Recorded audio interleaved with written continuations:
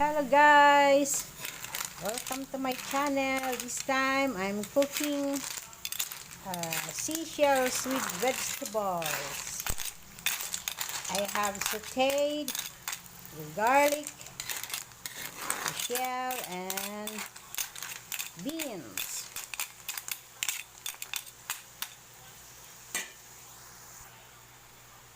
Now I will put the other vegetables.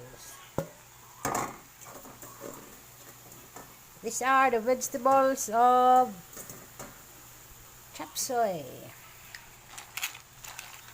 Colorful guys, healthy and yummy.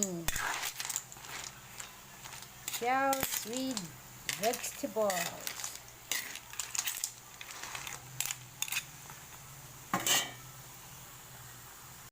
Here's our shells with vegetable guys. Let's have some guys. Thank you for watching.